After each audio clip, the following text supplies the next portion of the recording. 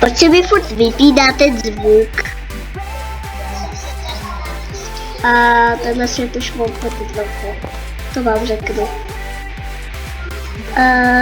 Pořád se tady zabijím, protože se nemůžu trefit do jedný pitomý vod.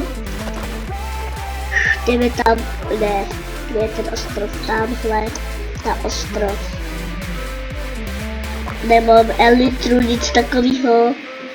Nemám ani armor. To se pokusíme získat v jiném videu. Tenhle ten je stvořený na ukázání tohohle světu. Akorát teďka mám na telefonu vězníka. Jestli ho slyšíte, napište mi do komentářů. Já ho teda slyším, ale vy ho určitě neslyšíte.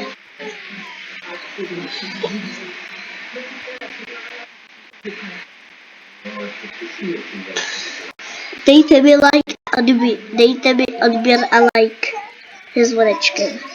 Rozhodně. Protože, ale nemusíte, protože vyjde další video až za týden. Já jedu k mojí tatě. Já už jsem Minecraft hrozně dlouho nehrál.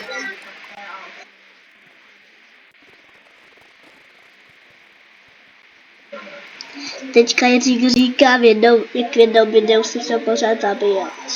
Ale není to tohleto. Ještě ne. Protože jsem se nespavnil tady. Nebyla mi to škoda. Aspoň něco by se dělo. Stejně já jsem si už na začátku dal věci.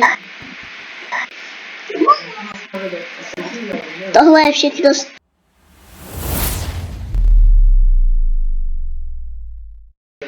Bude to všechno. A zatím se můžete koukat na další videa, co vyjdou. Čau.